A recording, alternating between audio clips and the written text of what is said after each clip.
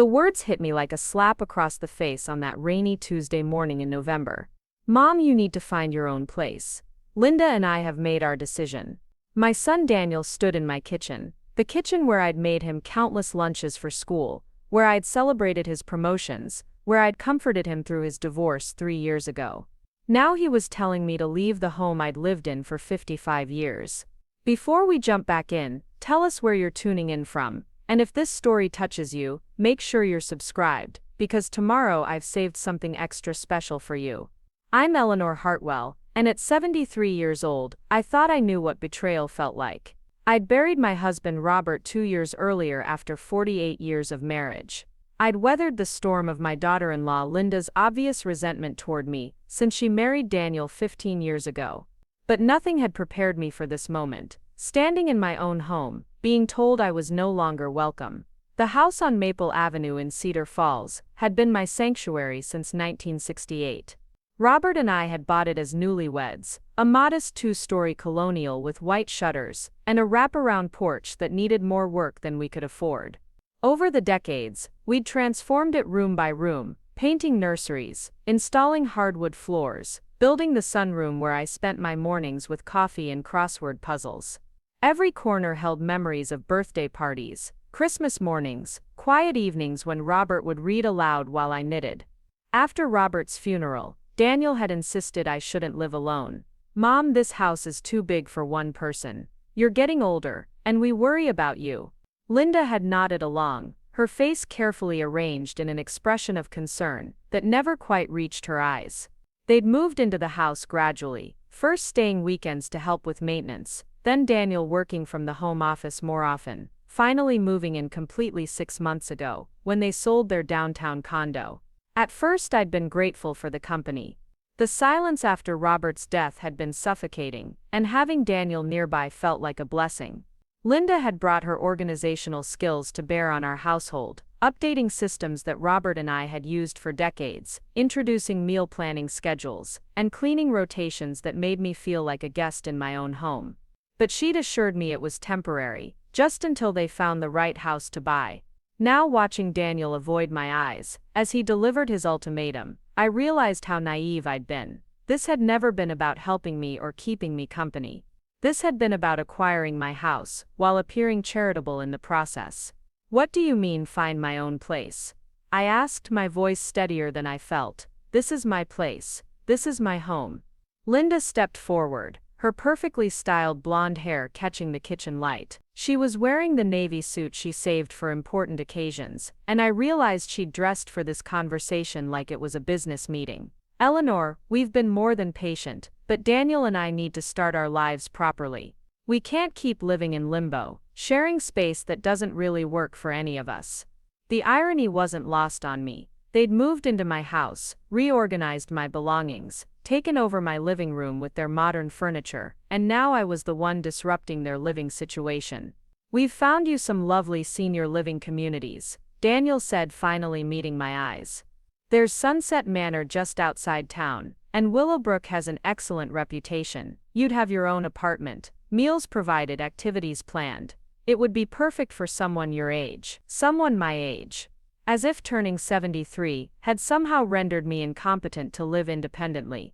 I'd been managing this household, paying bills, maintaining the property, and caring for Robert through his final illness just fine. But now I was someone who needed activities planned for me like a child at summer camp. And what happens to this house? I asked, though I already suspected the answer.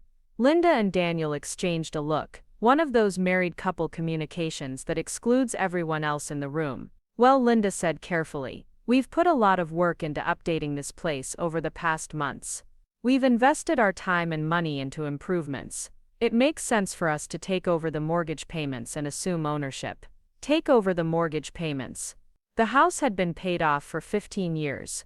There was no mortgage to take over, just property taxes and utilities. They wanted me to sign over the deed to a house worth nearly $400,000 in exchange for their promise to cover the monthly expenses. The market value of this house, I began. Mom, Daniel interrupted, his tone patronizing in a way that made my chest tighten. You can't think about this in terms of market value. Think about all the care Linda and I have provided. The home improvements we've made. The fact that we've been taking care of you since Dad died. Taking care of me. I'd been cooking their meals, doing their laundry, and cleaning their messes while they lived rent-free in my home. But somehow, in their narrative, they were the ones providing care. The conversation continued for another painful hour. They'd clearly rehearsed their arguments, presenting their case with the efficiency of a hostile takeover. They had brochures for senior communities, calculations showing how my Social Security and Robert's pension would cover the monthly fees, even a timeline for my move that gave me exactly 30 days to vacate. When I asked for time to consider their proposal, Linda's mask slipped just slightly. "Eleanor, we're not asking for your permission. We're trying to be respectful about this transition, but Daniel and I have already made our decision. You can either work with us to make this smooth, or we can pursue other options." Other options. The threat was subtle but unmistakable. They were prepared to force me out one way or another. After they left for work, I sat alone in my sunroom, staring out at the garden Robert and I had planted together. The roses were dormant for winter, but I could see the careful arrangement we'd designed, the way the perennials would bloom in succession from spring through fall. I'd spent decades nurturing this space, learning which plants thrived in the morning sun, which needed afternoon shade, which varieties would return year after year with proper care. The phone rang around 2 o'clock. It was my neighbor, Mrs. Pemberton, calling from across the street. "Eleanor, dear, I couldn't help but notice Daniel and Linda both left this morning looking rather serious. Everything all right?" Mrs. Pemberton was 86, and had lived on Maple Avenue longer than anyone else. She'd watched Daniel grow up, had been at our wedding reception in the backyard, had brought casseroles when Robert was sick. If anyone would understand what I was facing, it would be her. "They want me to move to a senior home," I said, the words feeling strange and foreign in my mouth. "They're taking over the house." The silence stretched so long I wondered if the connection had dropped. Finally Mrs. Pemberton spoke, her voice sharp with indignation. "That boy of yours always was too clever for his own good. Even as a child, he could manipulate situations to get what he wanted. I'd hoped marriage might mature him, but that Linda just enables his worst instincts." Her words stung because they rang true. Daniel had always been charming, persuasive, able to talk his way out of trouble and into favorable situations. As a parent, I'd seen it as leadership potential. Now I was experiencing it as something much darker. "What are you going to do?" Mrs. Pemberton asked. "I don't know," I admitted. "They've given me 30 days. 30 days to leave the home you've lived in for over half a century. The audacity of it." I could hear her indignation building. "Eleanor, you need to talk to a lawyer. This is elder abuse, plain and simple. Elder abuse." The phrase made me uncomfortable. I wasn't some helpless old woman being victimized by strangers. This was my son, my family. Surely there was just some misunderstanding, some way to work through this that would preserve our relationships. But as the afternoon wore on, I found myself really looking at the changes Daniel and Linda had made to my home. They'd moved my collection of Robert's model trains from the den to the basement, claiming they needed the space for Linda's home office. They'd replaced my comfortable living room furniture with their sleek modern pieces, storing my pieces in the garage. They'd taken over the master bedroom, relegating me to the guest room that had been Daniel's childhood bedroom. Step by step, they'd been erasing my presence from my own home, while I'd been too grateful for the company to notice.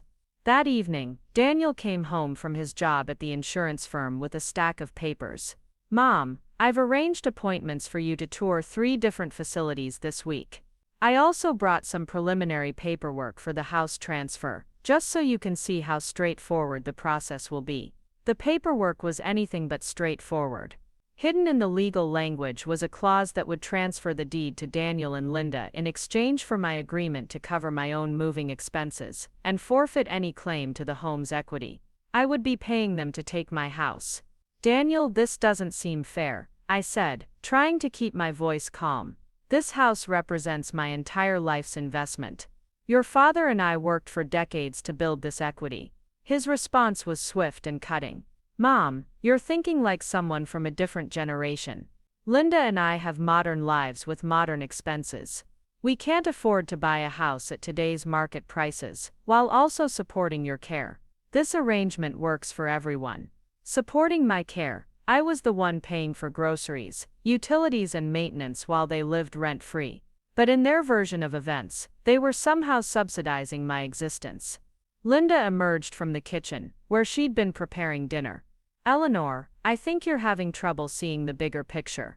You're at an age where you need to simplify your life. Managing a property this size is a huge responsibility. You should be relieved that Daniel and I are willing to take on that burden. My home of 55 years, the place where I'd raised my child, cared for my husband, built my life, was a burden they were graciously willing to assume. The next morning, I called my friend Janet, who'd moved to Arizona after her husband passed. We'd known each other since our children were in elementary school together, and she'd always been the practical one in our friendship. Eleanor, she said, after I'd explained the situation, you need to understand something.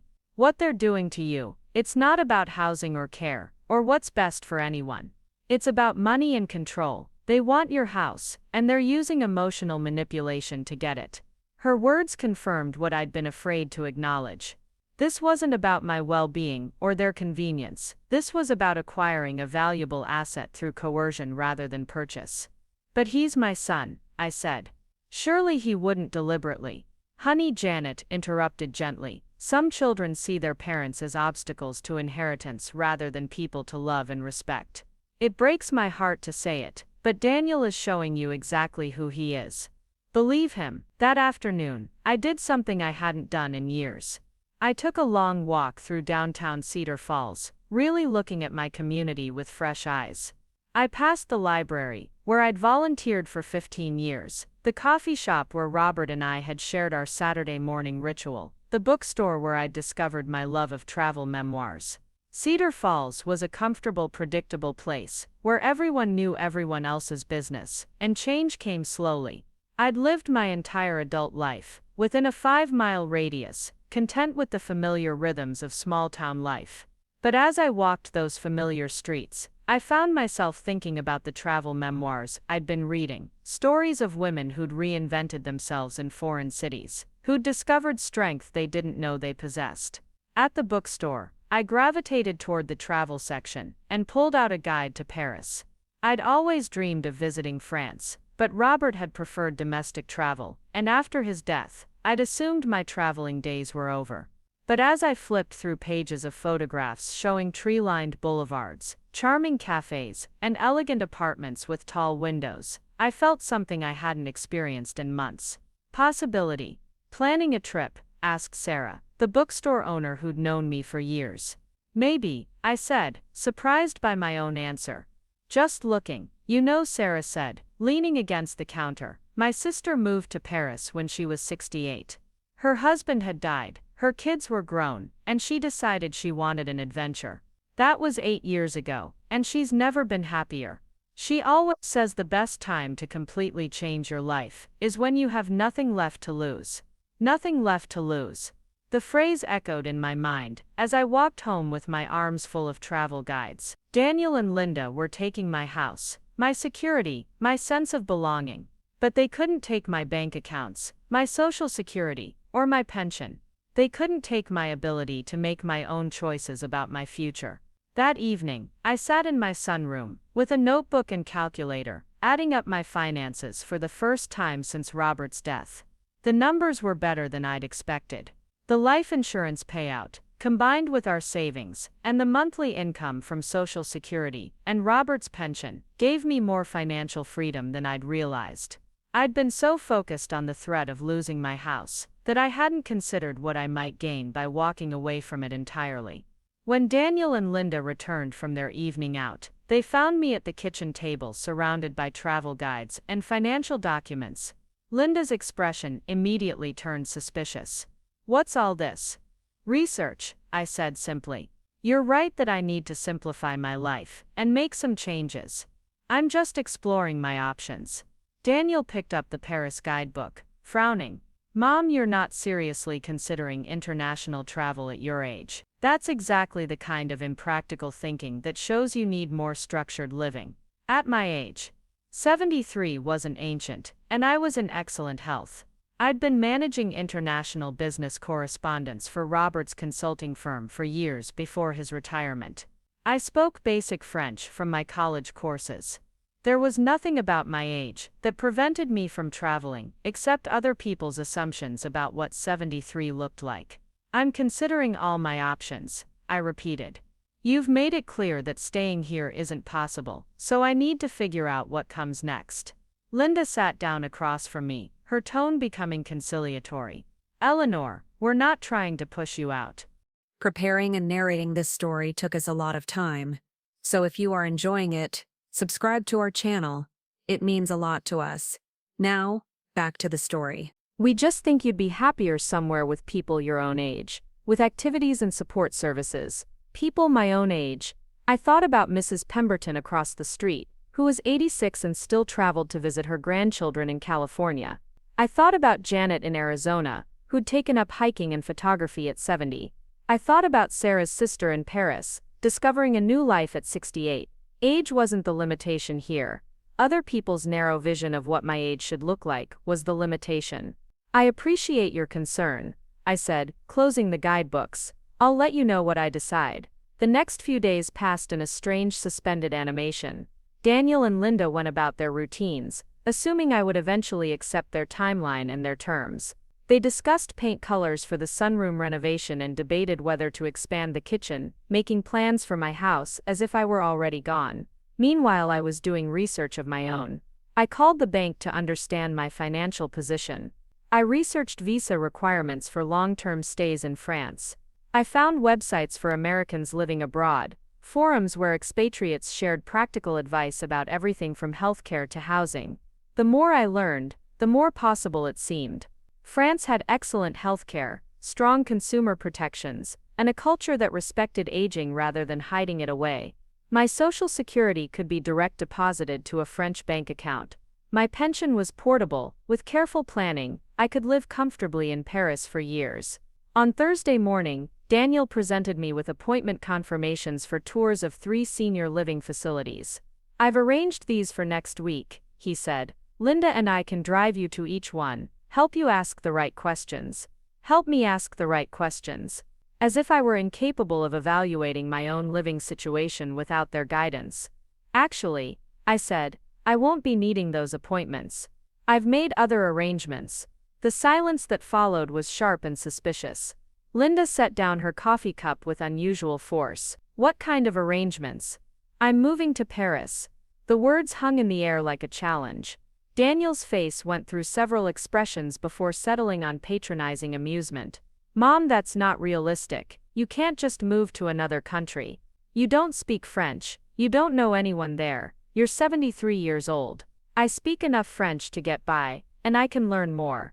I don't need to know anyone there initially. That's what makes it an adventure. And 73 is old enough to know what I want, and young enough to go after it. Linda's composure finally cracked. This is ridiculous, Eleanor. You're talking like some college student planning a semester abroad. You're a senior citizen with responsibilities and limitations. Responsibilities.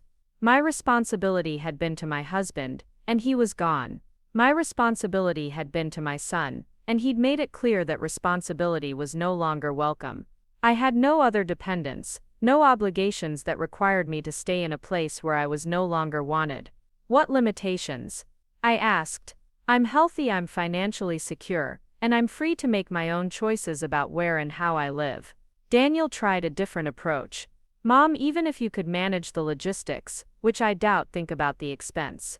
International moves, foreign housing, healthcare in another country. It would be financially irresponsible. Financially irresponsible. Coming from the man who wanted me to sign over a $400,000 house in exchange for nothing more than his promise to pay the property taxes.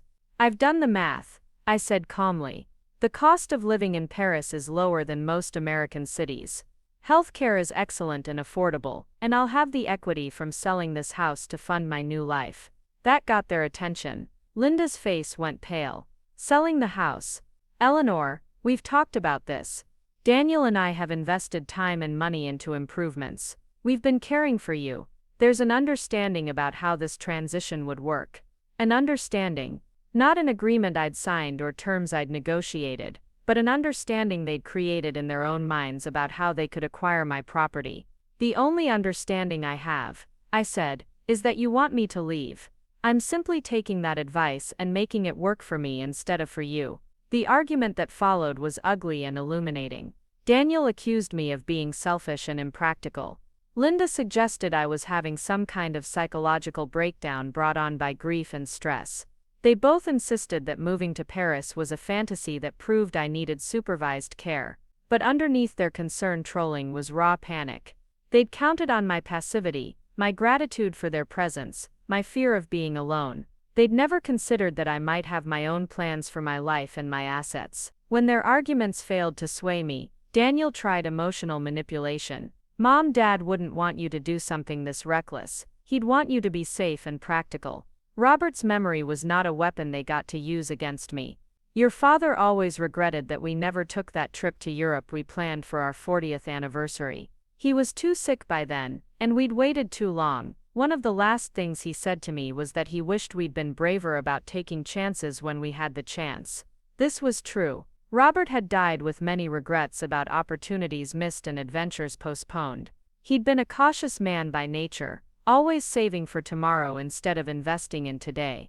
In his final weeks he'd urged me not to make the same mistakes. Live while you can, Ellie, he'd whispered during one of our last conversations.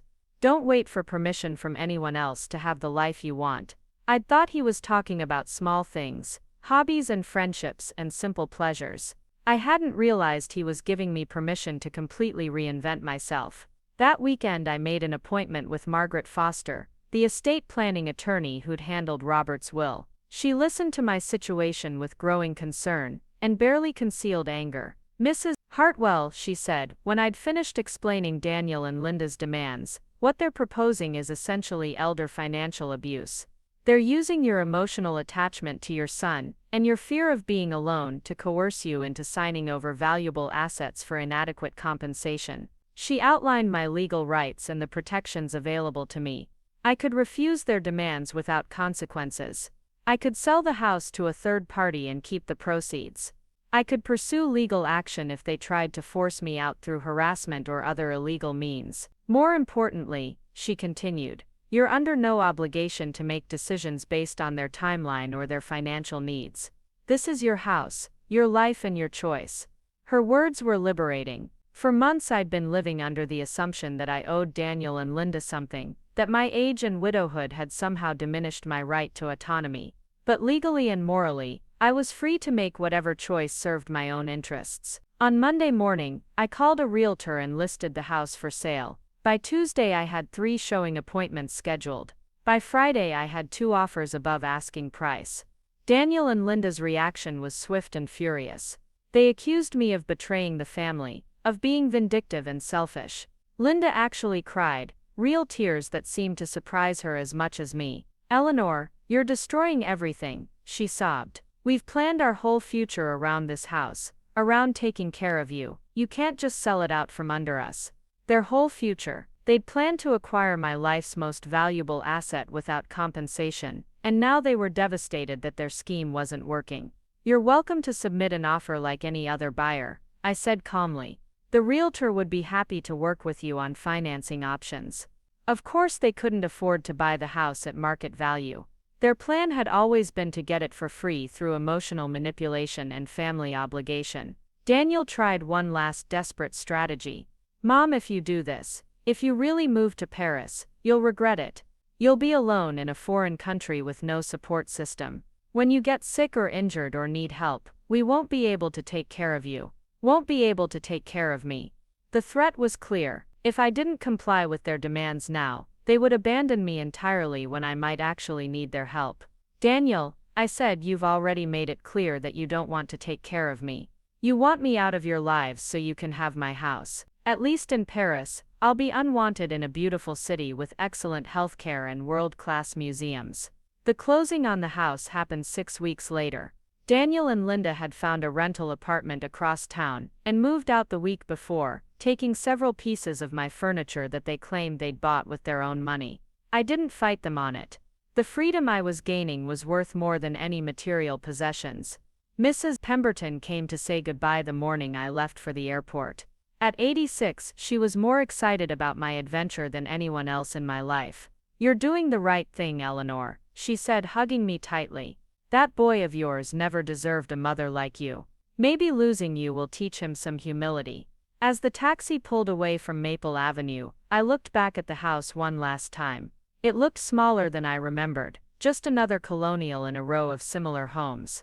All those years I'd thought it was my anchor, the foundation of my identity. But it had just been a building. My real foundation was my own resilience, my own capacity for growth and change. The plane lifted off from Chicago, carrying me toward a life I'd never planned but was finally brave enough to embrace.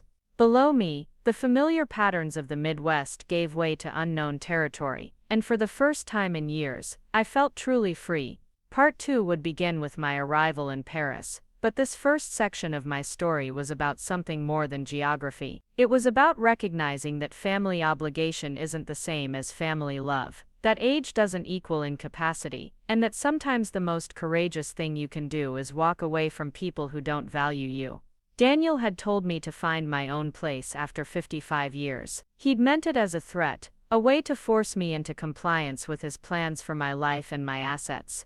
Instead, it became the best advice he'd ever given me. I was 73 years old, and I was finally going to find my own place. Not in a senior facility chosen by someone else, but in a city I'd dreamed about for decades, living a life designed entirely by and for myself. The adventure was just beginning. Charles de Gaulle Airport was chaos in 3 languages, and I loved every overwhelming minute of it. The cacophony of announcements, rolling luggage, and animated conversations created a symphony of possibility that made my heart race with anticipation rather than anxiety. After 55 years of predictable routines in Cedar Falls, the sensory overload felt like awakening from a long sleep. My French was rustier than I'd hoped. The customs officer's rapid questions left me fumbling for words I'd practiced during the flight, but his patient smile suggested he encountered confused Americans regularly. When I finally managed to explain that I was moving to Paris permanently, his eyebrows raised in surprise, and something that might have been respect. "Bon courage, madame," he said, stamping my passport with a flourish that felt ceremonial. The taxi ride into the city confirmed every romantic notion I'd harbored about Paris. Even through the industrial outskirts, there was an elegance to the architecture that made Cedar Falls seem like a cardboard cutout by comparison. The driver, a philosophical Moroccan named Hassan, spoke better English than I spoke French, and seemed delighted to have a passenger with time for conversation. "You are moving here alone?" he asked, navigating traffic with casual confidence. "At your age, this is very brave." Brave, the word felt foreign applied to me. For 73 years I'd been careful, practical, deferential to other people's opinions about what was appropriate for someone like me. Brave was something other people were, people who climbed mountains or started businesses, or left bad marriages. But perhaps Hassan was right. Perhaps leaving everything familiar for the unknown required its own form of courage. The apartment I'd rented sight unseen through an international relocation service was in the 7th arrondissement, a 10-minute walk from the Eiffel Tower. The building was quintessentially Parisian, cream-colored stone with wrought iron balconies and windows that reached nearly to the ceiling. Madame Dubois, the property manager, was waiting in the courtyard with keys and skepticism in equal measure. She was perhaps 60, impeccably dressed in the effortless way that seemed unique to French women, with silver hair pulled into a chignon that had probably looked identical for 20 years. Her English was precise but limited, delivered with the crisp consonants of someone who'd learned the language through formal study rather than conversation. "Madam Hartwell," she said, extending a perfectly manicured hand. "I must confess, when the agency told me an American widow of 73 wanted to rent long-term, I thought perhaps there had been some mistake.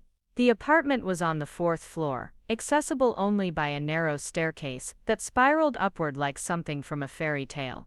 Madame Dubois climbed ahead of me without apparent effort, her heels clicking rhythmically against the worn marble steps. I followed more slowly, my suitcases seeming heavier with each flight. wondering if I'd overestimated my physical capabilities. The apartment itself was everything the photos had promised, and nothing I'd been prepared for. 2 rooms plus a tiny kitchen and bathroom, with tall windows that opened onto a balcony overlooking a private courtyard. The furnishings were spare but elegant, chosen by someone with an eye for both beauty and functionality. A small writing desk sat beneath the main window, positioned to catch the afternoon light. The bedroom barely accommodated a double bed and armoire, but the morning sun streaming through gauze curtains made it feel larger than it was. The previous tenant was also an older woman, Madame Dubois explained, opening windows to let in the crisp October air. Madame Leclerc, a retired professor who lived here for 8 years before moving to the countryside to be near her daughter. She said this apartment taught her to live with intention rather than accumulation. Living with intention. The phrase resonated as I stood in my new home, surrounded by everything I owned in Paris: 2 suitcases, a carry-on bag, and 47 years of marriage, reduced to a few photographs and pieces of jewelry. After decades of accumulating furniture, dishes, books, and the countless objects that filled a family home, this radical simplicity felt both terrifying and liberating.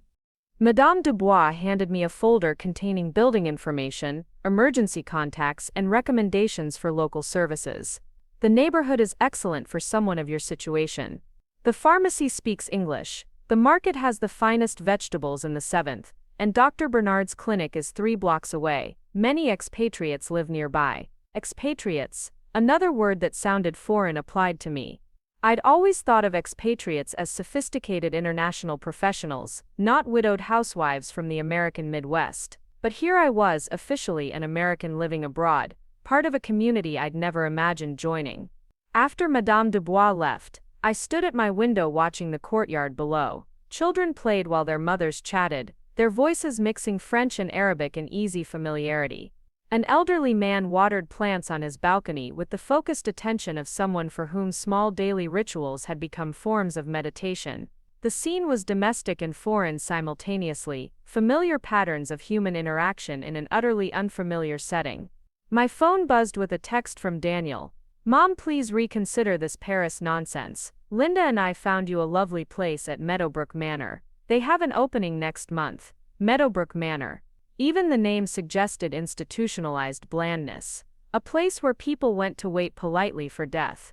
I deleted the message without responding. The first week passed in a haze of jet lag and bureaucratic necessities. Opening a French bank account required more documentation than I'd anticipated, but the banker, a young woman named Sylvie, walked me through each form with patient kindness. When I explained that I was moving to Paris permanently, she switched to English and shared her own story of studying abroad in Chicago. "Paris can be difficult at first," she admitted as we waited for my account approval. "The city has its own rhythm, its own rules, but if you let it, it will change you in ways you never expected." The grocery shopping was an adventure in cultural translation. The neighborhood Monoprix was nothing like the suburban supermarkets I'd frequented for decades. Products I'd never seen before lined shelves organized according to logic I couldn't decipher. Checkout lines moved with efficient precision, and my attempts at pleasantries were met with polite but puzzled responses. But there were small victories too. The woman behind the cheese counter spent 15 minutes educating me about different varieties, offering samples and explaining which would be best for someone still adjusting to French cuisine. The pharmacist not only filled my prescriptions but provided detailed instructions in careful English about French healthcare procedures. The flower vendor at the corner market remembered my name after 2 visits and began setting aside the day's best blooms for my daily purchase. These interactions were different from anything I'd experienced in Cedar Falls.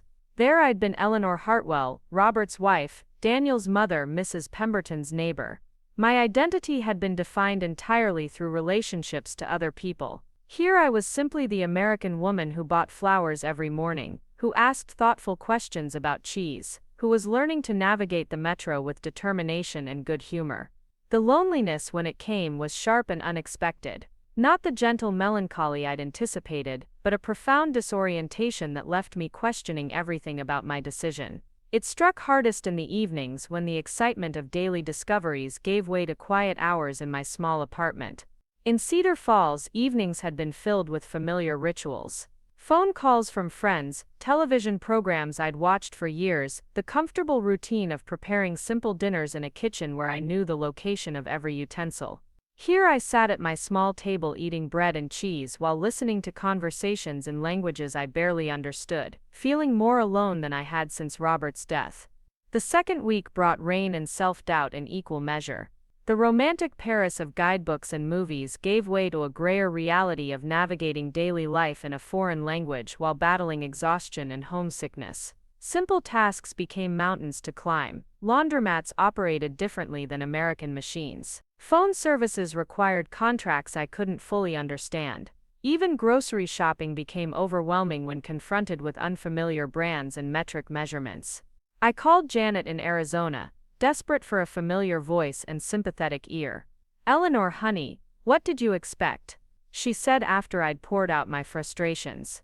"You picked up your entire life and moved to another continent. Of course it's hard, the question is whether it's the right kind of hard. The right kind of hard." The phrase stuck with me as I hung up and returned to my evening routine of studying French with language apps and audio programs. Was this challenge or foolishness? Adventure or self-inflicted misery?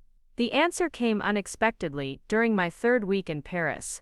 I'd been walking aimlessly through the Latin Quarter, feeling sorry for myself and questioning my decision, when I stumbled upon a small demonstration in front of the Pantheon.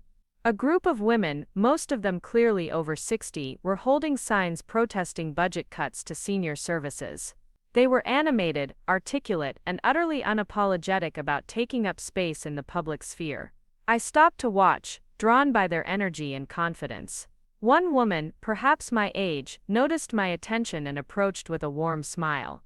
"Vous êtes américain?" she asked, and when I nodded switched to accented but excellent English.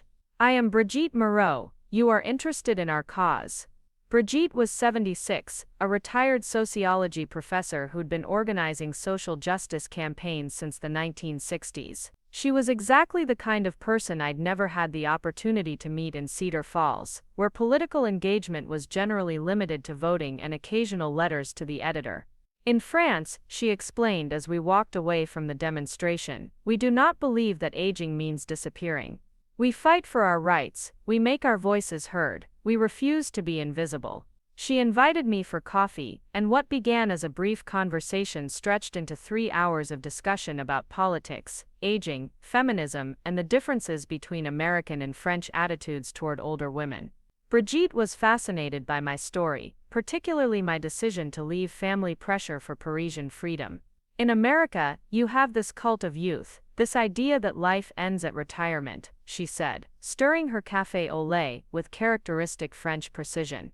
"Here we understand that the later chapters can be the most interesting, the most authentic, because finally you are free to become who you really are." Who I really was. At 73, I was still discovering the answer to that question. In Cedar Falls, I'd been defined by my roles as wife, mother, neighbor, church member. Those roles had provided structure and meaning, but they'd also limited my exploration of other aspects of my personality. Brigitte introduced me to her circle of friends, an eclectic group of women who met weekly for coffee and monthly for cultural outings. There was Marie, a former diplomat who spoke 6 languages and had lived on 4 continents. Sophie, an artist who'd started painting seriously only after her children left home and now had gallery showings twice a year. Catherine, a widow who'd started a small business importing textiles from Morocco at age 68. These women challenged every assumption I'd held about aging and possibility. They traveled independently, pursued new interests, engaged in romantic relationships, and maintained fierce intellectual curiosity about the world around them. They dressed with style rather than resignation, spoke their minds without apology, and occupied public space with confidence rather than deference.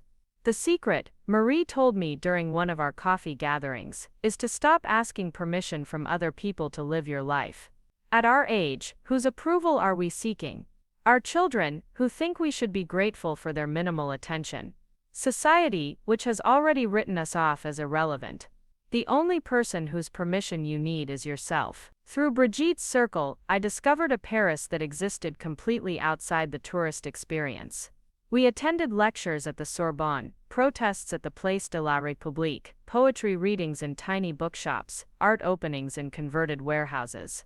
I learned that the city was full of intellectual and cultural opportunities specifically designed for older adults, programs that treated aging as expansion rather than contraction. The language barriers that had seemed insurmountable began to dissolve through necessity and practice. When you're passionate about participating in a conversation, when you desperately want to contribute to a discussion about literature or politics or art, you find ways to communicate beyond your vocabulary limitations. My French improved rapidly through immersion in ideas rather than grammar exercises. My daily routines evolved into something I'd never experienced, a life designed entirely around my own interests and preferences. I woke when my body felt rested rather than when an alarm demanded consciousness. I shopped for meals based on what looked appealing at the market rather than what was practical for family dinners. I spent afternoons in museums, not because I was checking items off a tourist list, but because I genuinely wanted to understand Impressionist painting techniques or medieval manuscript illumination. The freedom was intoxicating and occasionally overwhelming. After decades of structuring my time around other people's needs and schedules, having complete autonomy over my days required a fundamental shift in thinking. I had to learn to trust my own judgment about how to spend my time, what deserved my attention, which opportunities to pursue. Daniel called sporadically, always with the same message delivered in increasingly frustrated tones. I was being irresponsible, impractical, selfish. Linda had found several other senior communities that would be perfect for someone my age. They were worried about my mental health, my physical safety, my financial security. "Mom, you can't just run away from your responsibilities," he said during one particularly heated conversation. "You're 73 years old. You should be thinking about your legacy, about making things easier for your family, not chasing some ridiculous fantasy about being young again." Legacy. The word had haunted me since Robert's death, the pressure to organize my life around making things convenient for Daniel after I was gone. But what kind of legacy was compliance with other people's limitations? What did it teach him about possibility, resilience, or the value of pursuing dreams regardless of age? "My legacy," I told him, "is showing you that life doesn't end when other people think it should. I'm not trying to be young again. I'm trying to be authentically myself for the first time in decades." He hung up after that conversation, and I didn't hear from him for 3 weeks. The silence hurt more than his criticism, confirmation that his love had always been conditional on my compliance with his expectations. But other relationships were flowering in ways I'd never anticipated. Madame Dubois, my initially skeptical property manager, had become an unlikely friend and cultural interpreter. She'd begun stopping by weekly with small gifts, a particularly beautiful pair from her favorite vendor, an article about American expatriates that had caught her attention, invitations to neighborhood events she thought might interest me. "You are not what I expected from an American widow," she confessed during one of these visits. "I thought you would be, how do you say, more demanding, more helpless. Instead, you are quite resourceful." Resourceful, another word that felt foreign applied to me, but increasingly accurate. I was learning to navigate bureaucratic systems, cultural differences, and daily challenges that would have seemed impossible 6 months earlier. Each small success built confidence for larger risks. The Christmas season brought both magic and melancholy. Paris transformed into something from a fairy tale, with elaborate window displays, Christmas markets, and streets decorated with lights that turned evening walks into enchanted experiences. But it also brought memories of holidays with Robert, traditions we'd maintained for decades, family gatherings that would never happen again. I spent Christmas Eve at midnight Mass at Notre Dame, surrounded by hundreds of strangers singing carols in Latin and French. The music was hauntingly beautiful, and for the first time since arriving in Paris, I felt genuinely homesick. Not for Cedar Falls specifically, but for the sense of belonging that comes from being part of a community that knows your history. But the feeling passed as quickly as it had come. Walking home through the quiet streets after the service, I realized that I was building a new kind of belonging, one based on choice, rather than circumstance. The community I was creating in Paris was different from the one I'd left behind, but it was no less real or meaningful. New Year's Eve, I spent with Brigitte and her friends at a small party in Montmartre. We toasted the coming year with champagne and predictions about the adventures ahead. Someone asked about my resolutions, and I realized I had only one: to continue becoming whoever I was meant to be when I stopped trying to be what other people expected. As January arrived with its promise of fresh beginnings, I found myself thinking less about what I'd left behind, and more about what lay ahead. My French was improving daily, my confidence in navigating the city was growing. My circle of friends was expanding to include neighbors, fellow students in my language classes, and other expatriates who'd made similar leaps of faith. The apartment that had seemed impossibly small now felt perfectly proportioned for a life focused on experiences rather than possessions. The neighborhood that had initially felt foreign was becoming familiar, with shopkeepers who knew my preferences and neighbors who greeted me by name. I was still Eleanor Hartwell, still a widow from the American Midwest, still 73 years old. But I was also becoming someone new, a woman who ordered wine with confidence, who engaged in passionate discussions about French politics, who navigated the metro system with the ease of a native, who had learned to trust her own judgment about what constituted a life worth living. Daniel's prediction that I would regret my decision was proving false. What I regretted was waiting so long to discover what I was capable of when I stopped asking permission to live my own life. The phone calls from Cedar Falls were becoming less frequent and less urgent, as if my family was finally accepting that I wasn't coming back to fit into their vision of appropriate aging. Standing at my window one evening in late January, watching the courtyard below, where children played and neighbors chatted, I realized something fundamental had shifted. I was no longer a refugee from an impossible situation. I was home. The letter arrived on a Tuesday morning in March, delivered with the rest of my mail by the chatty postman who'd begun greeting me in careful English each day. The envelope was cream-colored, expensive paper with my Cedar Falls address crossed out and my Paris address written in Daniel's precise handwriting. Inside was a formal document from Hartwell and Associates law firm, along with a brief note from my son. Mom, after considerable consultation with family counselors and elder care specialists, we've determined that your current living situation represents a clear danger to your well-being and financial security. We've initiated proceedings to establish conservatorship over your affairs. Please contact the attached attorney immediately to arrange your return to the United States. This is not negotiable. I read the letter twice before its implications fully registered. Daniel and Linda were attempting to have me declared legally incompetent to manage my own affairs, despite being 3,000 miles away and having no evidence of any cognitive decline or financial mismanagement. They wanted a judge to grant them control over my bank accounts, my property, my medical decisions, and ultimately my freedom to choose where and how I lived. The legal documents were thick with terminology I didn't fully understand, but the intent was clear enough. They claimed I was suffering from diminished mental capacity evidenced by irrational decision-making, abandonment of family responsibilities, and reckless financial choices that endanger her long-term security. Moving to Paris, apparently, was sufficient proof of mental incompetence. My hands shook as I set the papers on my kitchen table and reached for my phone to call Margaret Foster, my attorney back home. But before I could dial, a darker realization struck me. This wasn't just about gaining legal control over my decisions. If they succeeded in having me declared incompetent, they could force my return to the United States and commit me to the very care facility I'd refused to enter. The conservatorship petition painted a picture of a confused elderly woman making dangerous choices due to grief-induced mental deterioration. It referenced my sudden abandonment of my longtime home, my impulsive decision to move to a foreign country, and my refusal to accept appropriate care from loving family members. Each true fact was reframed to suggest pathology rather than personal choice. Most damaging was a psychiatric evaluation attached to the petition. Dr. Marcus Steinberg, a geriatric psychiatrist I'd never met, had provided a detailed assessment of my mental state based entirely on information provided by Daniel and Linda. According to his report, I was exhibiting classic signs of dementia complicated by depression and poor judgment.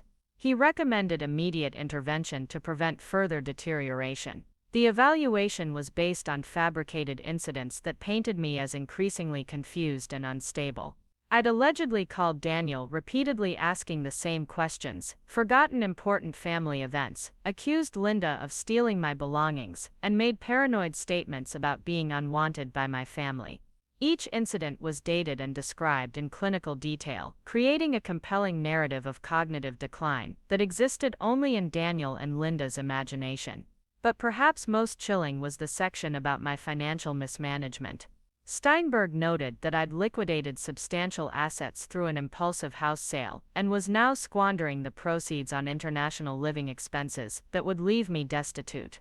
He recommended immediate oversight of my finances to prevent further losses.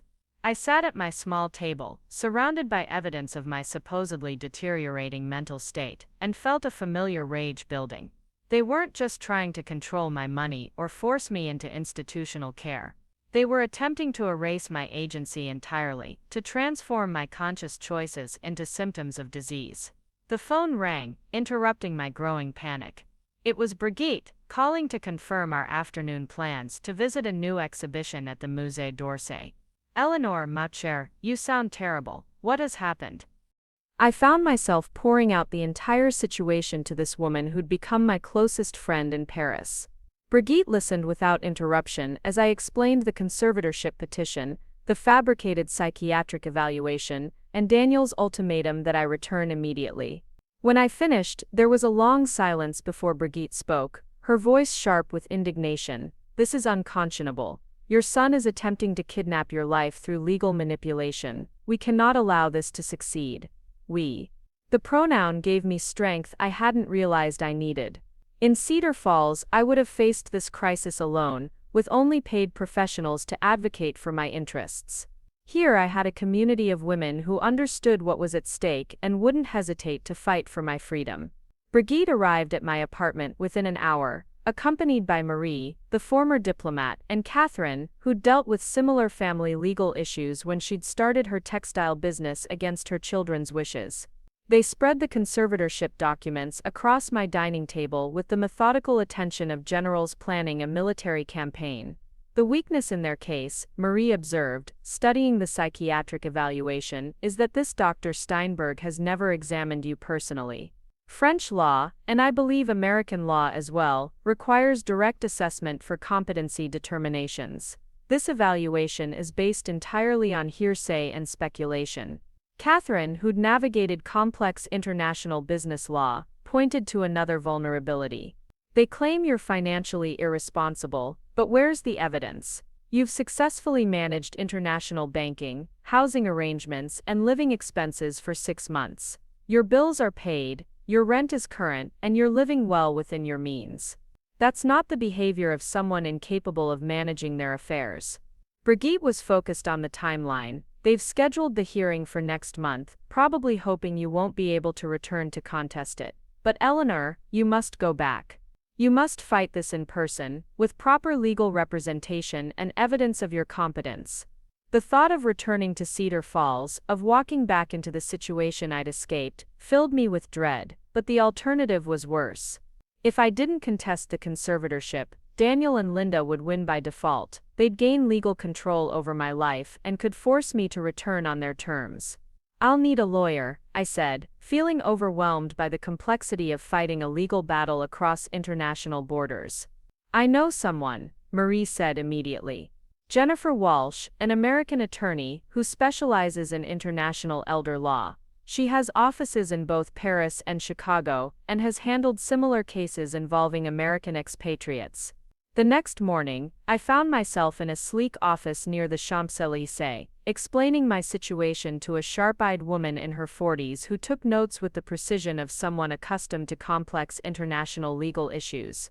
Jennifer Walsh listened to my story with growing outrage, occasionally asking pointed questions about Daniel and Linda's behavior, the timeline of events, and the specific claims in the conservatorship petition. "Mrs. Hartwell," she said when I finished, "what your son is attempting is elder abuse, plain and simple. He's using the legal system to coerce you into compliance with his plans for your life and assets. The fact that he's doing it from a distance, based on fabricated evidence, makes it even more egregious. She outlined our strategy for fighting the conservatorship. We'd need to demonstrate not only that I was mentally competent, but that the entire petition was based on false information designed to support a predetermined outcome. That meant gathering evidence of my successful adjustment to life in Paris, my financial responsibility, and my cognitive abilities. The key, Jennifer explained, is to reframe the narrative. They're portraying your move to Paris as evidence of mental decline. We need to show it as evidence of mental strength, adaptability, and sound judgment. A competent person recognizing a bad situation and taking decisive action to improve their circumstances. Over the next 2 weeks, I found myself documenting my life in Paris with forensic detail. Jennifer arranged for a comprehensive psychological evaluation with Dr. Anne-Marie Laurent, a geriatric psychiatrist at the American hospital who specialized in expatriate mental health issues. Dr. Laurent's evaluation was everything Dr. Steinberg's had not been thorough, objective and based on direct observation rather than third-party reporting. She administered cognitive tests, reviewed my medical records, and conducted extensive interviews about my decision-making process, my daily routines, and my adjustment to life abroad. "Mrs. Hartwell," she said after our final session, "your cognitive function is excellent for someone of any age. Your decision to move to Paris, while unconventional, shows remarkable psychological insight and adaptability. You identified a situation that was detrimental to your well-being and took decisive action to change it. That's not mental decline, that's mental health." Her written report documented my intact memory, excellent judgment, appropriate emotional responses, and successful adaptation to a challenging life transition.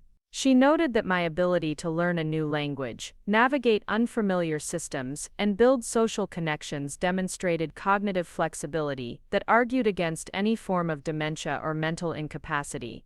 But we needed more than medical evidence. Jennifer arranged for affidavits from people who could testify to my competence and well-being.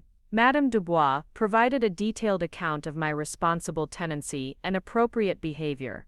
Brigitte and her friends documented my intellectual engagement and social integration. My banker confirmed my prudent financial management.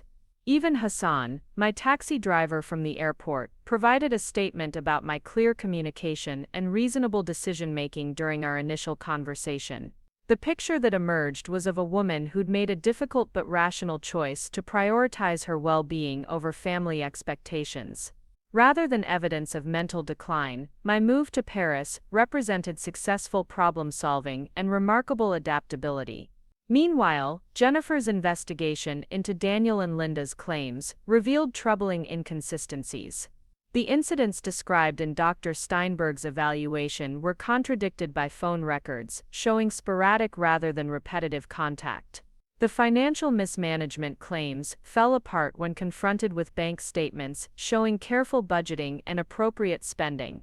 Most damaging to their case was the discovery that they'd attempted to pressure several family friends into providing statements supporting their version of events. Mrs. Pemberton, my elderly neighbor from Maple Avenue, had been contacted by Linda and asked to confirm that I'd been exhibiting signs of confusion and memory loss. Mrs. Pemberton not only refused, but provided Jennifer with a detailed account of the conversation, including Linda's suggestion that supporting the conservatorship would be in Eleanor's best interests, and would ensure she received proper care. "They're not just lying about your mental state," Jennifer told me, after reviewing the evidence. "They're actively trying to manufacture witnesses to support their lies.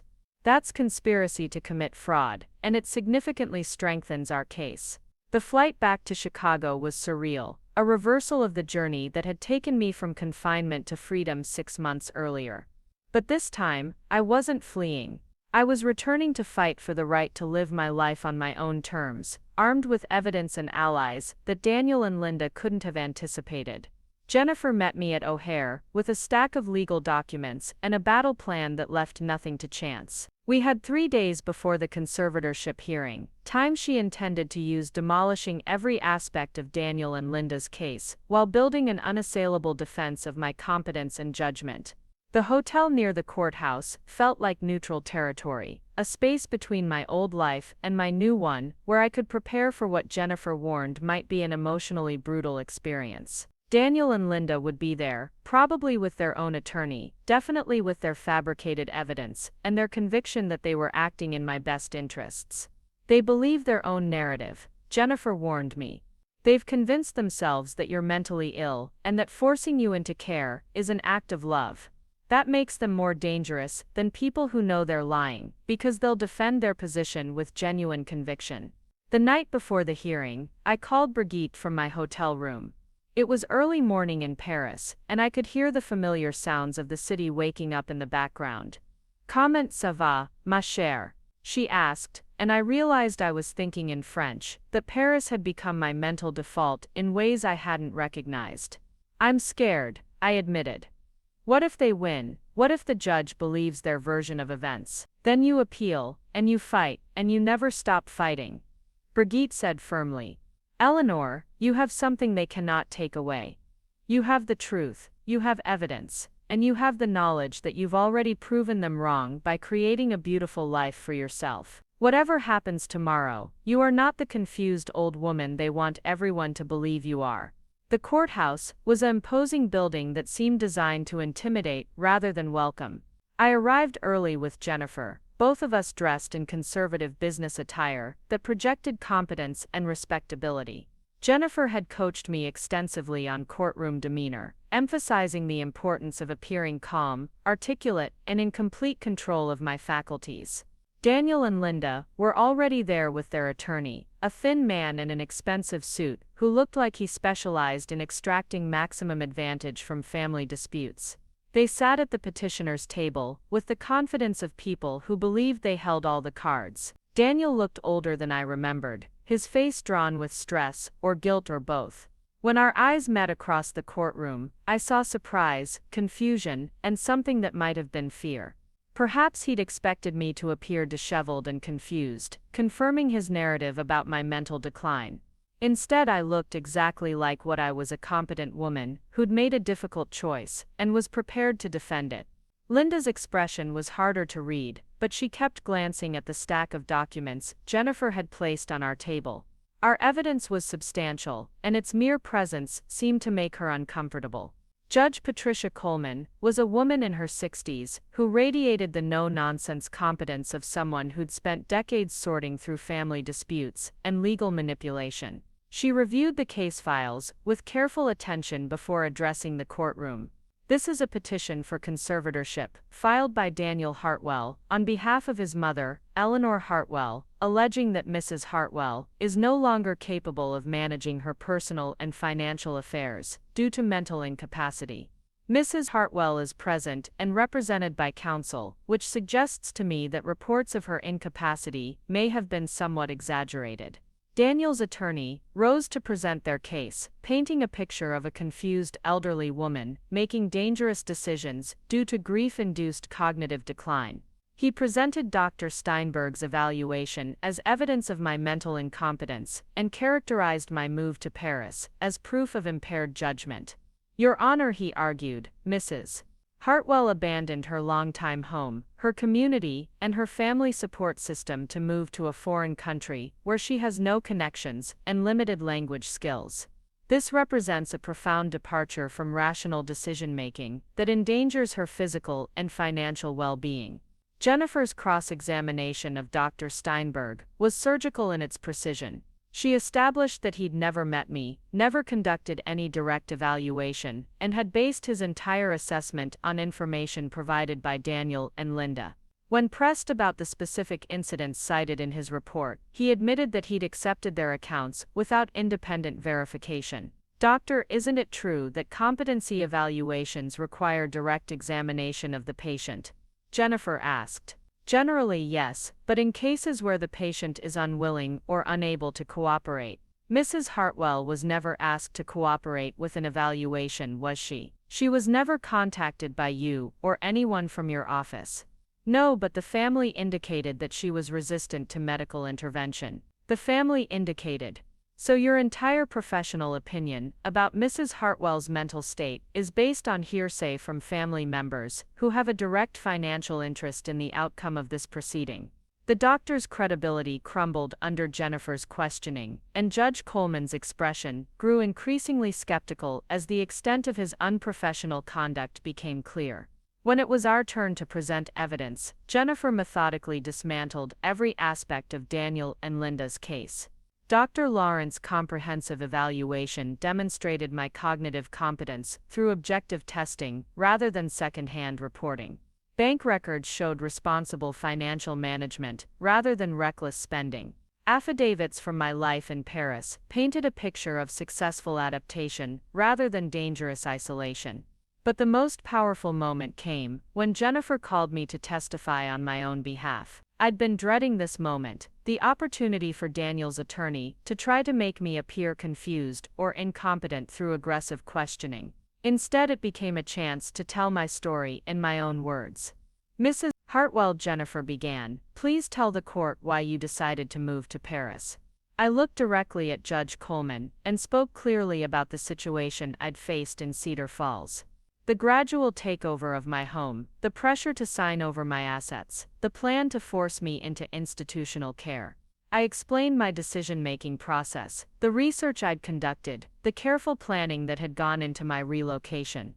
Your Honor, I didn't move to Paris, impulsively or because I was confused about my situation. I moved because I recognized that my son and daughter-in-law were systematically undermining my independence with the goal of acquiring my property and controlling my life.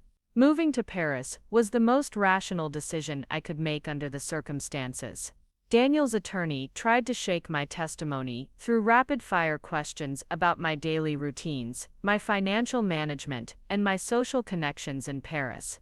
But instead of revealing confusion or incompetence, my answers demonstrated detailed knowledge of my circumstances and thoughtful planning for my future. When he suggested that my decision to move so far from family showed poor judgment, I looked directly at Daniel and said, family members who try to steal your house and have you committed to an institution aren't really family, are they? They're adversaries pretending to be relatives. The courtroom was silent for a long moment before Judge Coleman called for a brief recess. During the break, I saw Daniel and Linda huddled with their attorney, their expressions increasingly desperate as they realized their case was falling apart. Daniel kept glancing in my direction with something that looked like bewilderment, as if he couldn't understand how the confused mother he'd described had been replaced by this articulate woman defending her choices with calm precision. When court resumed, Jennifer presented her closing argument with devastating effectiveness. She characterized the conservatorship petition as an attempt to use the legal system to punish me for refusing to comply with my son's financial plans. She highlighted the fabricated evidence, the unprofessional psychiatric evaluation, and the complete absence of any legitimate concerns about my welfare. Your Honor, she concluded, this case is not about Mrs. Hartwell's competence. It's about her son's disappointment that she chose freedom over compliance, dignity over convenience, and her own well-being over his financial interests. The evidence shows overwhelmingly that Mrs. Hartwell is not only competent to manage her affairs, but has done so with remarkable success, despite enormous family pressure. Judge Coleman's ruling was swift and unambiguous. She denied the conservatorship petition entirely, noting that the evidence showed clear competence rather than incapacity. More significantly, she expressed concern about the fabricated evidence and suggested that the petitioners might have committed fraud in their attempt to gain control over my assets. Mrs. Hartwell, she said, addressing me directly, you have every right to live where you choose and make decisions about your life based on your own values and preferences. The fact that your family disagrees with your choices does not constitute grounds for legal intervention. As we left the courtroom, Daniel approached me in the hallway.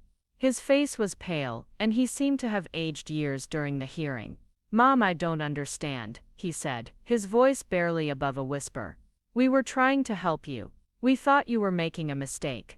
I looked at this man who'd tried to steal my home and my freedom, who'd been willing to have me declared mentally incompetent to serve his own interests. Some part of me wanted to comfort him, to minimize his guilt, and preserve our relationship, but that impulse belonged to the old Eleanor, the woman who'd prioritized family harmony over her own well-being. Daniel, I said quietly, helping me would have meant supporting my choices, even if you disagreed with them. What you did was try to control me when I refused to give you what you wanted. There's a difference. Linda stepped forward, her face flushed with anger and humiliation. You've destroyed this family, Eleanor. You've chosen strangers over your own blood. I've chosen people who respect my autonomy over people who tried to steal it, I replied. If that destroys our family, then it wasn't much of a family to begin with. The flight back to Paris felt like a victory lap. I'd faced down the most serious threat to my freedom and emerged not just unscathed, but vindicated. The legal system had recognized what Daniel and Linda had refused to acknowledge, that I was a competent adult, capable of making my own decisions about my life. But more than that, I'd discovered something about myself that 6 months in Paris had only hinted at. I was stronger than I'd ever imagined, more resilient than I'd given myself credit for, and absolutely unwilling to sacrifice my autonomy for anyone else's convenience. As the plane lifted off from Chicago, carrying me back to the life I'd chosen rather than the one that had been chosen for me, I realized that Daniel had been right about one thing. I had destroyed our family. I'd destroyed the version of our family that required my silence, compliance, and gratitude for whatever scraps of consideration they were willing to offer. In its place, I was building something entirely new, a life based on my own values, my own interests, and my own vision of what the later chapters could hold. It wasn't the family I'd lost that mattered, it was the woman I'd found. The plane descended through clouds into Charles de Gaulle Airport, and I felt something I'd never experienced before. The profound relief of coming home to a place I'd chosen rather than inherited. The familiar chaos of the terminal, the rapid French announcements, even the perpetually grumpy customs officers, all felt like welcoming embraces after the sterile hostility of the American courthouse. Hassan was waiting for me at arrivals, holding a handwritten sign with my name. His broad smile when he saw me emerge from customs was worth more than any family reunion I could imagine. Madame Eleanor, you have returned victorious. Yes, I can see it in your face. During the drive back to the 7th arrondissement, I found myself looking at Paris with new eyes. This wasn't just the foreign city where I'd taken refuge from family pressure. This was home, the place where I'd discovered who I really was when stripped of other people's expectations. Every familiar landmark felt like validation of the choice I'd defended so fiercely in that Chicago courtroom.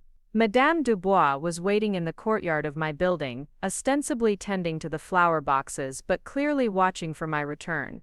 When I stepped out of the taxi, she dropped her watering can and hurried over with uncharacteristic emotion. Eleanor, ma chère, we have been so worried. Brigitte told us about the legal troubles with your son. How did it go? I won, I said simply, and her face broke into a smile that transformed her usually composed features. Bien sûr, you won. Anyone with eyes could see you are perfectly capable of managing your own life. But still, we worried. It is difficult to fight family, even when family is wrong. She helped me carry my luggage upstairs, chattering about neighborhood news and upcoming events with the enthusiasm of someone genuinely delighted by my return. As we climbed the familiar spiral staircase, I realized that this building, these people, had become my family in the truest sense. Not bound by blood or obligation, but by mutual respect and genuine affection. My apartment felt smaller than I remembered, but in the best possible way. After the impersonal hotel room in Chicago and the emotional battlefield of the courthouse, these two rooms with their tall windows and carefully chosen furnishings felt like a sanctuary. I opened the balcony doors to let in the spring air and stood looking out at the courtyard where life continued in its peaceful rhythm. Brigitte arrived within an hour, armed with champagne and a selection of pastries from our favorite boulangerie. She'd brought Marie and Catherine as well, turning my homecoming into an impromptu celebration. Tell us everything, Brigitte demanded, settling into the chair by my window with the authority of someone who'd earned the right to all the details. Leave nothing out. As I recounted the hearing, the fabricated evidence, and Judge Coleman's decisive ruling, I watched my friends' faces cycle through outrage, satisfaction, and finally, triumphant joy. These women understood what was at stake in ways my biological family never had. The most important moment, I said, describing my testimony, was when I realized I wasn't just defending my right to live in Paris. I was defending every older woman's right to make choices that other people find inconvenient or incomprehensible. Catherine raised her champagne glass. To Eleanor, who proved that age is not a disqualification for courage. To Eleanor, Marie added, who showed us all what it means to choose freedom over comfort. To Eleanor, Brigitte concluded, who has become more French than many French women in her willingness to fight for her principles. The celebration continued into the evening, but eventually my friends departed, leaving me alone in my apartment for the first time in over a week. The silence felt different than it had during my early days in Paris. Then it had been the silence of isolation and uncertainty. Now it was the silence of contentment and possibility. I unpacked slowly, hanging my courtroom clothes in the armoire next to the casual dresses and comfortable shoes that had become my Paris uniform. The transformation felt symbolic, putting away the armor I'd needed for battle and returning to the authentic version of myself I'd discovered in this city. The next morning brought a routine I'd missed more than I'd realized.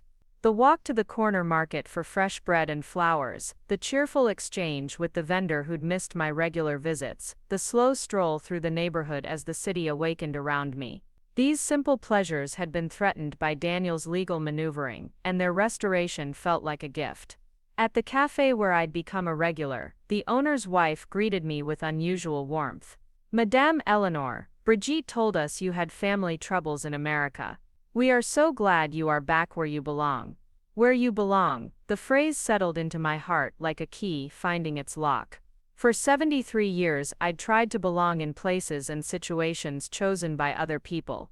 Here finally, I belonged because I'd chosen to belong, because I'd earned my place through adaptation and effort, rather than accepting it through accident of birth. Over the following weeks, I found myself settling deeper into Parisian life with a confidence I'd never possessed before. The legal victory had done more than secure my freedom, it had validated my judgment and strengthened my conviction that I was capable of navigating whatever challenges arose. I enrolled in an advanced French conversation class at the Alliance Française, determined to move beyond basic communication to genuine fluency. My classmates were an eclectic mix of expatriates, refugees, and ambitious young professionals, but age differences dissolved in our shared struggle with subjunctive tenses and cultural idioms. The teacher, Madame Rousseau, was a retired literature professor who treated language learning as an intellectual adventure rather than a mechanical process. She encouraged us to read French poetry, attend lectures at the Sorbonne, and engage with the city's cultural offerings as active participants rather than passive tourists. Language, she told us during one particularly challenging lesson on French bureaucratic terminology, is not just communication, it is thinking. When you learn to think in French, you become a different person, someone capable of ideas and perspectives that were impossible in your native tongue. I began to understand what she meant as my French improved. Concepts that seemed clumsy or artificial in English flowed naturally in French. The language's precision and formality appealed to something in my personality that had been suppressed by American expectations of folksy accessibility. Through my language class, I met André Moreau, a widowed professor emeritus, who'd taught comparative literature at the Sorbonne for 40 years. He was 78, elegant in the effortless way of intellectual French men, with silver hair and eyes that sparkled with curiosity about everything around him. Our first conversation, conducted in my improving French over coffee after class, lasted 3 hours and covered everything from American literature to French politics to the challenges of aging in societies that worship youth. André was the first person I'd met who seemed genuinely interested in my thoughts rather than my circumstances. "Madame Hartwell," he said as we prepared to leave that first afternoon, "would you be interested in attending a lecture series I'm organizing on American expatriate writers in Paris? We're discussing Gertrude Stein next week, and I suspect you might have interesting perspectives on her work." The lecture series met monthly in a small amphitheater at the university, drawing an audience of retired professors, serious students, and intellectually curious retirees. I was initially intimidated by the level of discussion, but Andre encouraged my participation with gentle questions that drew out observations I didn't know I possessed. You see, he told me, after I'd contributed a comment about Stein's relationship with place and identity, you have the insight of someone who has experienced displacement and reinvention. That gives you access to themes that purely academic readers might miss. Andre and I began spending more time together, initially focused on our shared love of literature and ideas, but gradually expanding to include long walks through different arrondissements, visits to museums and galleries, and quiet dinners at neighborhood bistros, where conversation flowed as smoothly as the wine. He was nothing like Robert, who'd been practical and cautious and deeply committed to conventional ideas about marriage and family. Andre was intellectual and adventurous, someone who'd spent his life exploring ideas and cultures with the enthusiasm of a perpetual student.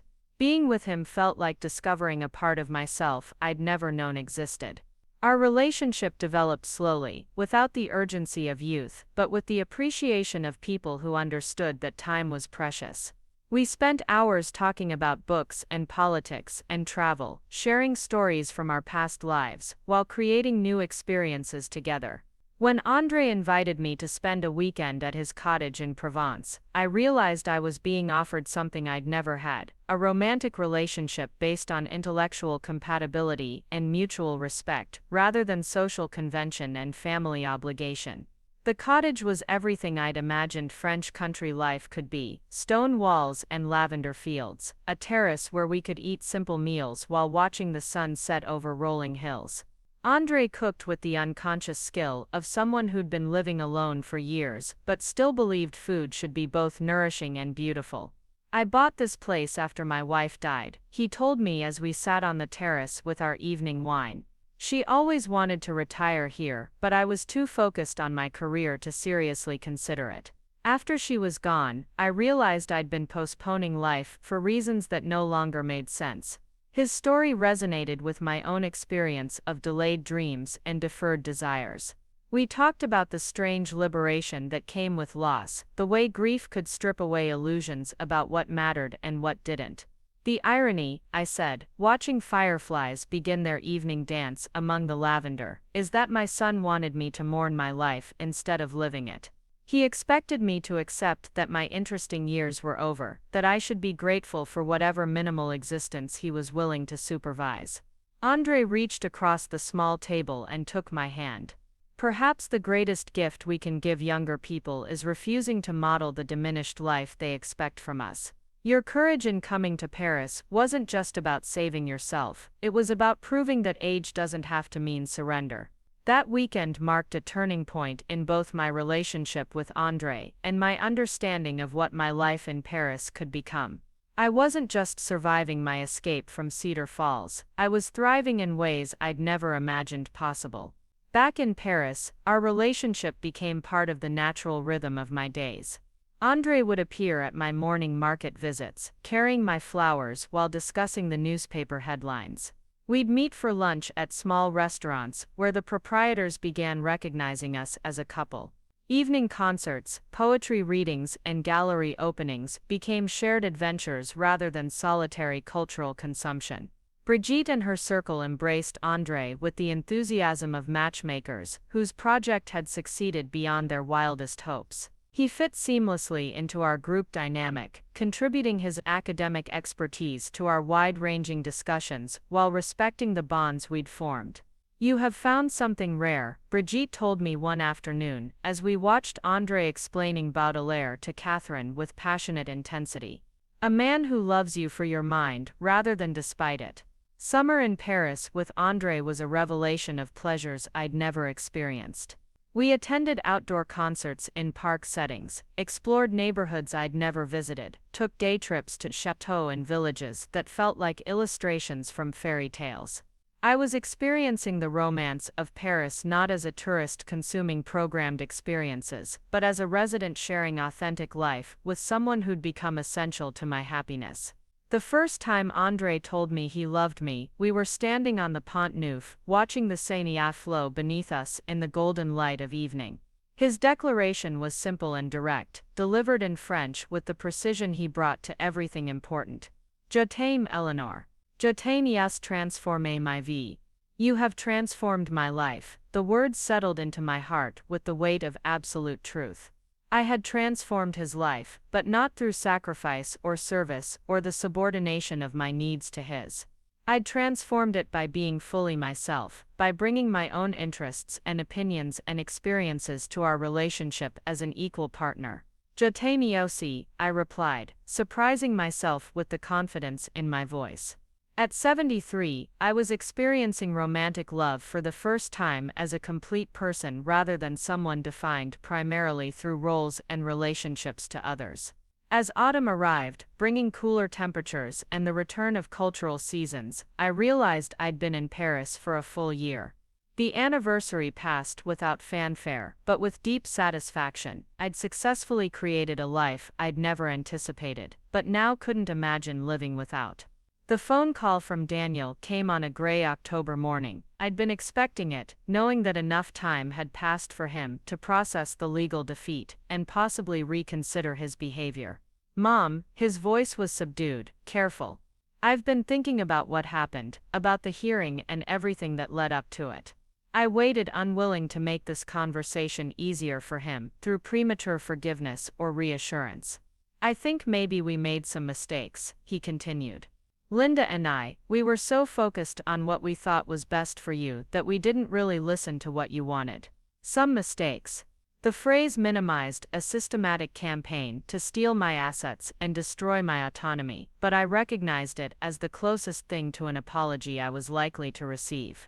Daniel, I said carefully. You didn't just fail to listen to what I wanted. You actively tried to prevent me from having what I wanted. There's a difference between mistakes and deliberate actions. The silence stretched long enough that I wondered if he'd hung up. Finally, he spoke again, his voice smaller than before. Would you consider coming back for Christmas? Linda and I would like to try to rebuild our relationship with you. The request hung between us, like a bridge I could choose to cross or burn. Part of me wanted to believe that Daniel had learned something from our courtroom confrontation, that he'd developed genuine respect for my autonomy and choices. But a larger part of me recognized the futility of trying to resurrect a relationship based on my compliance with his expectations. The family dynamic that had existed before my move to Paris was gone forever, and nothing could restore the naive trust I'd once had in his love. I'm spending Christmas in Paris, I said simply. Andre and I are going to midnight mass at Sainte-Chapelle. Another silence, during which I imagined Daniel processing the implications of my mention of Andre. The idea of his mother in a romantic relationship probably challenged his fundamental assumptions about appropriate behavior for elderly women. Who is Andre? He asked finally. Someone who loves me exactly as I am, I replied. Someone who's never tried to change me or control me or convince me that my age disqualifies me from making my own choices. The conversation ended shortly after, with polite but distant wishes for each other's well-being. I hung up feeling neither regret nor satisfaction, just the calm acceptance of a relationship that had changed irrevocably. That evening, I told Andre about Daniel's call over dinner at our favorite bistro near the Latin Quarter. He listened thoughtfully, occasionally asking questions that helped me process my own feelings about the conversation. Do you miss them? He asked finally. Your son and his wife. I considered the question seriously. I miss the relationship I thought we had, I said. But I don't miss the reality of being treated like an inconvenience to be managed rather than a person to be respected. Andre nodded, understanding immediately what I meant. Family love that requires you to diminish yourself isn't really love, is it? It's possession disguised as affection.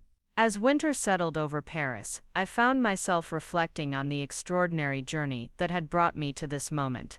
18 months earlier, I'd been a conventional widow, accepting other people's limitations on my life. Now I was a woman living independently in a foreign country, fluent in a second language, engaged in an intellectually stimulating romantic relationship, and surrounded by friends who valued my opinions and supported my choices. The transformation hadn't been easy or comfortable. There had been moments of profound loneliness, financial anxiety, and cultural confusion that had tested my resolve. But every challenge had strengthened my confidence in my own judgment and deepened my appreciation for the life I was creating. On New Year's Eve, Andre and I joined Brigitte's circle for a party in Montmartre, gathering on a rooftop terrace to watch fireworks over the city while toasting the year ahead. As midnight approached, I found myself thinking about resolutions and intentions for the coming year. "What are you hoping for?" Andre asked, following my gaze across the glittering cityscape. "More of this," I said simply. "More courage to keep becoming whoever I'm meant to be." At the stroke of midnight, as Andre kissed me while fireworks exploded over Paris, I realized that Daniel had been wrong about almost everything. Moving to Paris hadn't been a mistake or a symptom of mental decline. It had been the sanest decision of my life. He'd told me to find my own place after 55 years, intending it as a threat to force my compliance with his plans. Instead, it had become the greatest gift he'd ever given me: permission to stop living for other people's approval and start living for my own fulfillment. Standing on that rooftop, surrounded by friends who celebrated my independence rather than trying to curtail it, in love with a man who valued my mind as much as my company, fluent in a language I'd mastered through determination and necessity, I understood something fundamental about the nature of home. Home wasn't a place you inherited or settled for, or accepted, because others decided it was appropriate for someone like you. Home was a place you chose, a life you created, a version of yourself you had the courage to become. I was 74 years old, and I was finally home. Up next, you've got two more standout stories right on your screen. If this one hit the mark, you won't want to pass these up. Just click and check them out.